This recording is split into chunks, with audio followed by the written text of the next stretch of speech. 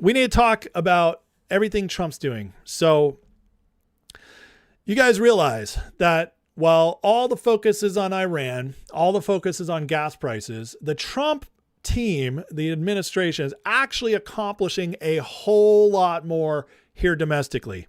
And we see it spreading like wildfire, to be honest with you. And one of the examples is Kevin Warsh now at the Fed. This is Trump's handpicked guy.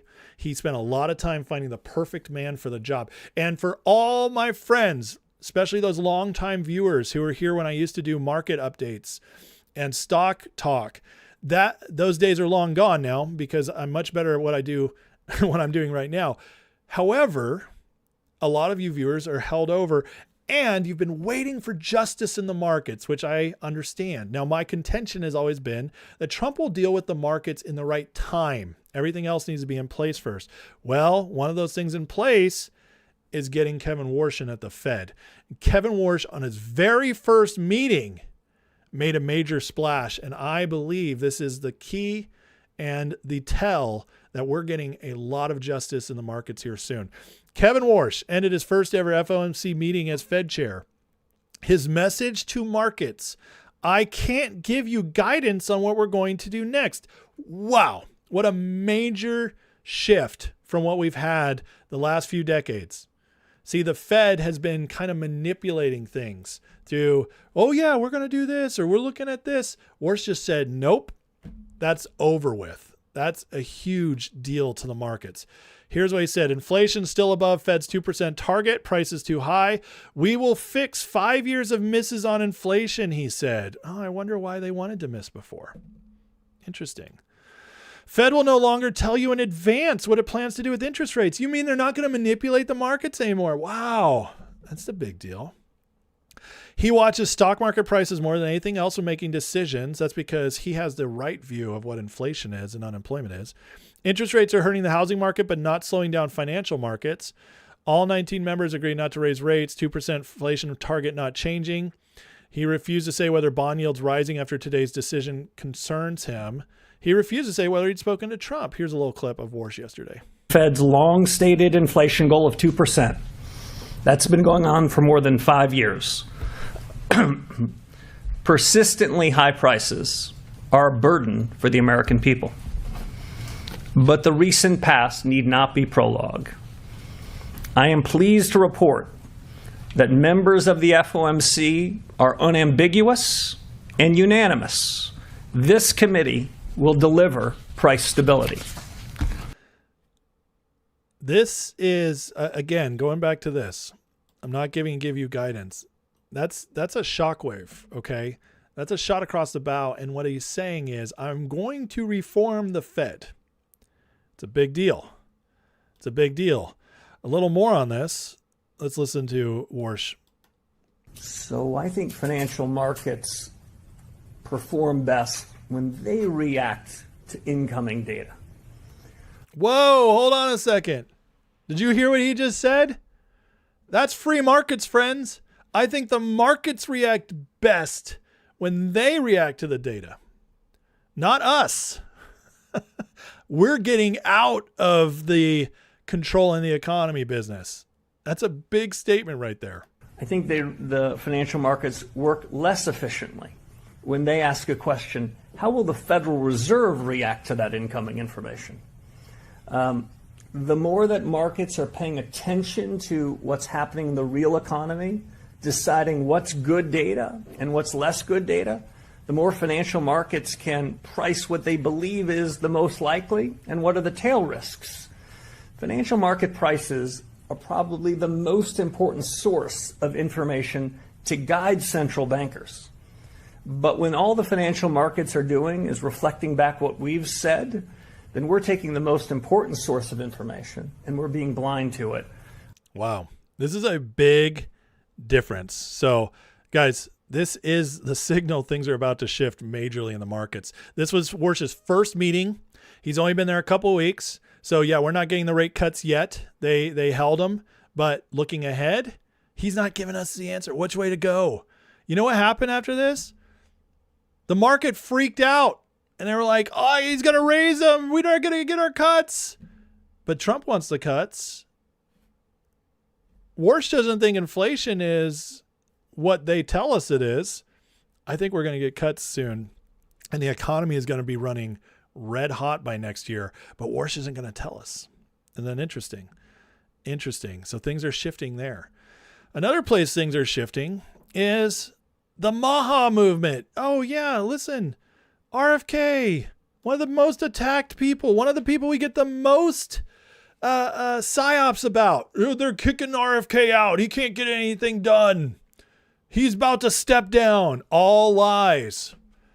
RFK's crushing it, and they have every incentive to get him out because he's hurting Big Pharma. He's hurting the whole massive food industry, which is poisoned our food. The tobacco companies that bought our food companies in the 80s under Reagan have poisoned our food.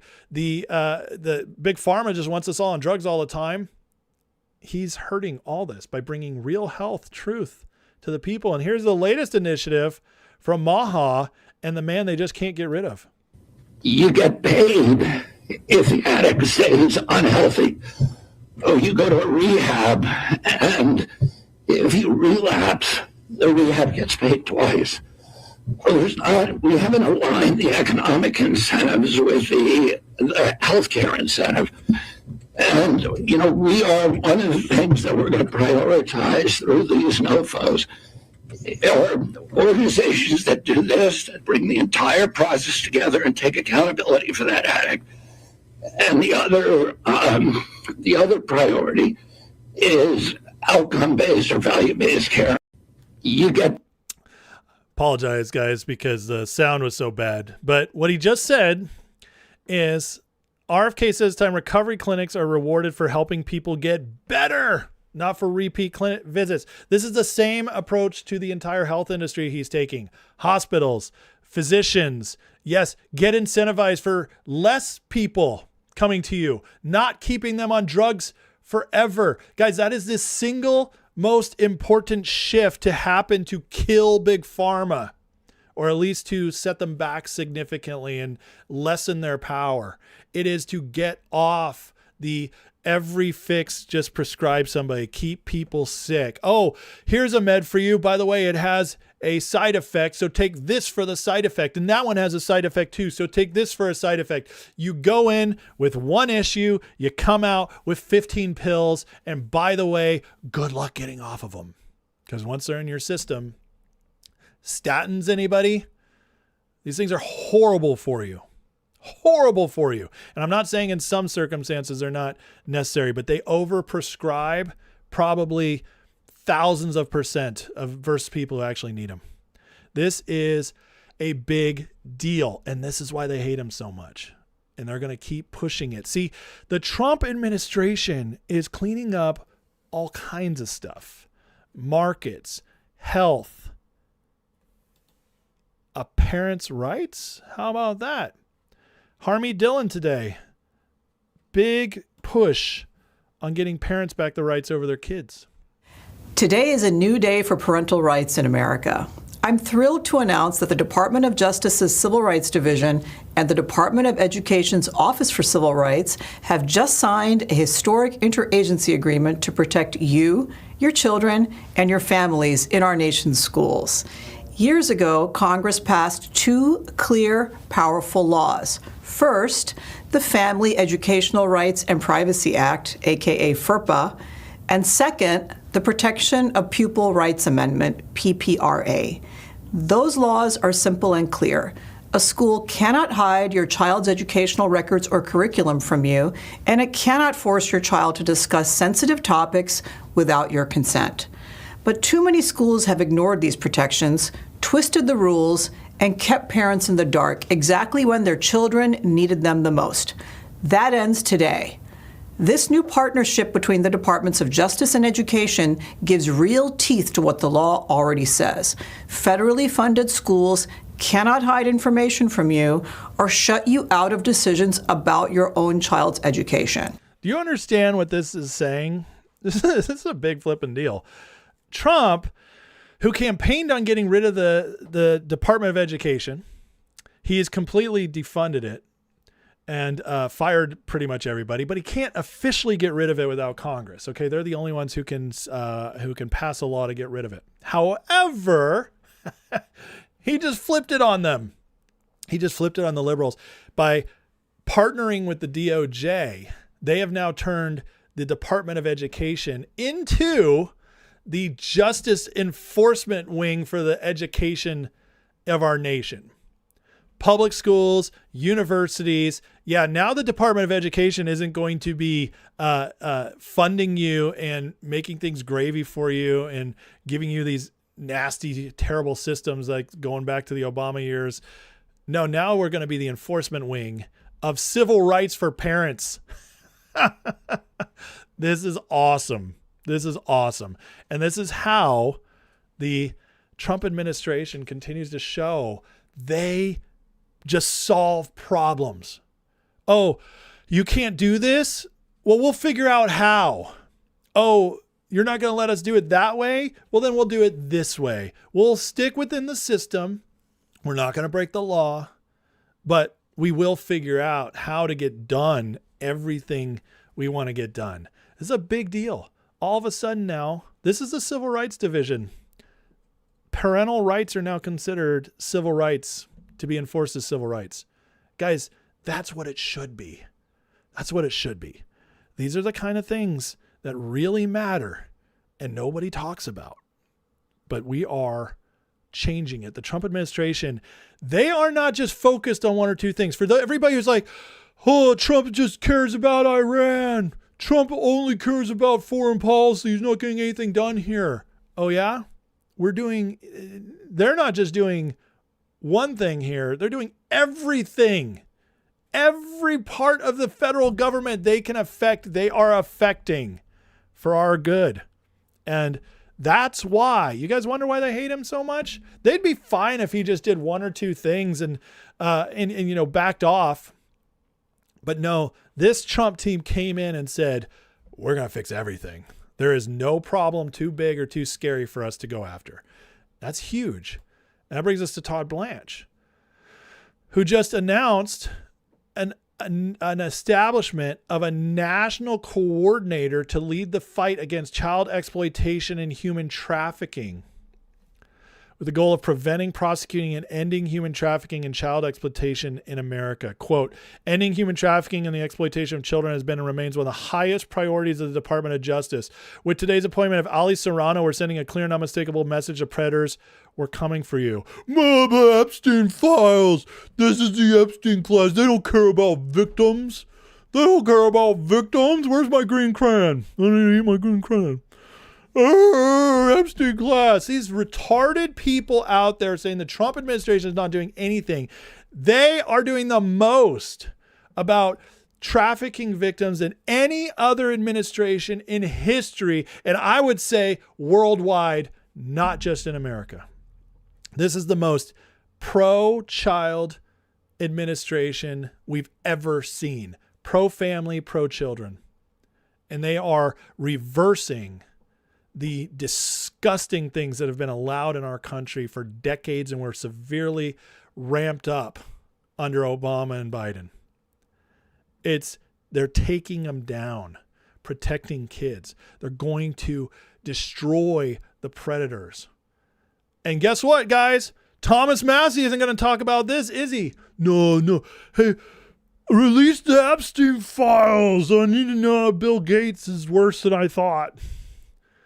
It's so stupid. It's so stupid. And it's not that Epstein wasn't a big deal. Don't get me wrong on that. But the push on it is. And the proof is in the pudding. Oh, 250,000 girls raped in Britain? We're not going to talk about that. Oh, 400,000 kids trafficked here in America under Biden? Whatever. The Trump administration shut down 3 million pedo sites, caught 3,000 pedophiles, saved over 100,000 children? We're not going to talk about that. What about Epstein? That's all we care about because that's how you know. It's so stupid. It's so stupid. It's such a joke. They are doing it and they want to take your focus away from it by yelling out Epstein. But it's not only this. The Trump administration also going after Antifa and these left-wing groups. Trump administration delivers crushing blow to Antifa terror network. Last year, Trump designated Antifa a domestic terrorist organization, directed the full power of the federal government to hunt down, that's the first words, I love it, disrupt, dismantle the violent anarchist network. This week, Department of Justice struck a decisive blow by charging 15 Antifa-linked terrorists in a conspiracy to violently obstruct lawful immigration enforcement in Minneapolis. Minnesota, 15 Antifa operatives charged with coordinating violent attacks. Oregon, since mid-25, dozens of Antifa militants have arrested and charged. Texas, in March, 9 members of North Texas Antifa cell convicted. Washington, in May, multiple Antifa insurgents convicted. New Jersey, in May, Antifa thugs violently laid siege, resulting in dozens of arrests and federal charges. California, in December, Antifa extremists charged and coordinated bombing plot. Indiana, Antifa-linked terrorists sentenced for threats to bomb government buildings. Trump administration made clear Antifa terrorists and their networks will be investigated, disrupted, prosecuted, and neutralized with full force of federal law. Meanwhile, Basent is defunding all of them. But Trump's not doing anything. I'm so sick of it, guys. I'm so sick of it. I'm so sick of the morons who come into my chat, who comment on my posts, who hit me up on X trying to act as if Trump is not doing anything. It's so stupid. Every single person, and yes, if you're watching right now and you're one of those people and you think Trump's not accomplishing anything, Trump's just helping out the deep state, Trump's just making billionaires richer, I have a phrase I want to share with you, and I'm going to help you out. I'm going to wake you up a little bit here by giving you a truth. You're a retard. Sorry. I know that was mean. But sometimes you just got to tell the truth. If you love America and you're anti-Trump, you're retarded. I'm sorry. It's just the facts.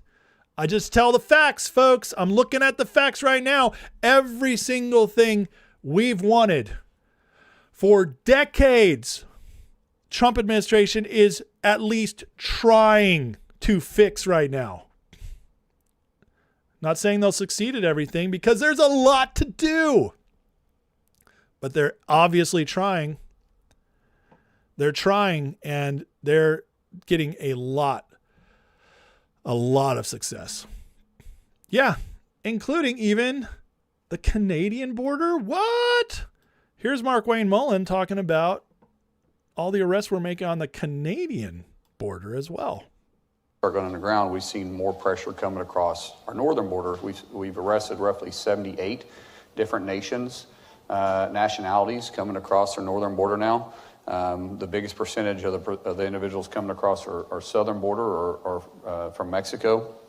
With that comes a lot more activity. We arrest a terrorist, one either on the watch list or a wanted terrorist on our northern border almost weekly. And then we see a lot more drugs. Over the last year, we've apprehended enough fentanyl that would kill 17 million Americans on our northern border. That's an increase. We see it constantly increasing. And so the cooperation between us and Canada is vitally important because we've dealt with it. We know what's going to happen. We see the amount of increase of criminal activity that's happening, and we see the same techniques that are on the southern border that are moving to the northern border. Interesting. So Canada's basically a third world country now. Just FYI. But look, they know it. They're dealing with it. That's what's important. That's what we need to be taking from this. Southern border is almost completely shut down. Now we got resources to go after the northern. It's getting better. More and more is being taken care of. Even the stuff most people don't think about. So while all this is going on, guess what? Story today. Thune admits some Senate Republicans hate Trump too much to support the Save America Act. What? So President Trump's only doing everything these guys have ever ran on as Republicans to their voters the promises of all this stuff. We'll reform this. We'll get regulations down. We'll be the party of law and order. We'll be the party of being tough on the border. Trump comes in, does all of it, and they hate him for it. That's all you need to know. All the evil people, all the establishment people, the globalists, the rhinos, the liberals, they all hate Trump. And that's what they're trying. Thune's admitting it now. Why is he admitting it? Because they're digging in their heels, hoping they can get a win. They don't know what else to do. Trump is winning so much right now, has so much momentum right now, that he's just being honest at this point. He's like, I don't know what to tell you guys. We just hate him. That's a tell. And you better believe Trump sees this. And what he's going to do is dig in himself, which he already did, saying, pass Save America or no FISA. Oh, these people want FISA. Pass Save America or you're getting Bill Pulte. Yeah, Trump's fighting fire with fire. And I got to tell you right now, Thune, I have a feeling, you can't kick him out this second. Well, you could, but politically, not the wisest move probably. But after the midterms, something tells me Thune's going bye-bye. Something tells me that's coming. Now, we have more wins coming, I really believe. The Supreme Court, which did release decisions today, hasn't done any of the big ones yet. We're getting to the end of June. They need to be released. Well, the Supreme Court told us today that instead of its regular Thursday release, it's moving up some opinions to Tuesday. You know the last time they did this? We got big decisions. We got tariffs. We got Voting Rights Act. Tariffs, not so good. Voting Rights Act, excellent. Well, we might be getting the mail-in ballots decision next Tuesday now. Because whenever they move it to a Tuesday, we almost always get one of the big decisions. Let's hope we see it, because that would be huge. So with all this winning, all of it, the health, the markets, the education system, taking out Antifa, breaking child trafficking, all this going on, I don't think any of it's temporary. I think this is all going to be lasting change, because the most important change, as always, isn't just the policy, which is very important, but can be changed with a new administration. The most important change, which continues the trend, is always cultural. And this came out today, and this is happening now because the Trump administration is making an environment for it to safely grow. A majority of Americans say it now would be good for a society if more people were religious. Guys, that's a big shift. That's a big shift. And we're seeing this more and more. Revivals breaking out in our country. Pro-America breaking out in our country. Well, that shift is why we're going to sustain this going forward. Because what's happening is in the last 10 years, you could go back even further. Let's say the last 15 years, you've seen a major contrast. We had super liberal Obama years. We had the first Trump administration kind of get us back on track a little bit. We had the insanity of the Biden years where they went all out crazy liberal. And now we get this Trump administration, which is bringing sanity and common sense back to our U.S. and enforcing things, making real changes. And guess what? This is the kind of sign that people actually like it that way. Because if nothing else, this is a major Christian administration, very openly pro-Christian, openly pro-family, openly pro-child. And Americans are starting to say, you know what? This is better. It's better this way. And that awakening is what helps us go forward and make all these changes we just went through, from the markets, health, all the way down, all the stories we just covered. It's this which will make it sustained. And that's why I feel very positive about where the future is going. We're watching the greatest presidency in modern history happen right now on our watch. And as long as we keep pushing forward and don't allow us to forget, we stay involved, the future is very bright for, I believe, a long time looking ahead.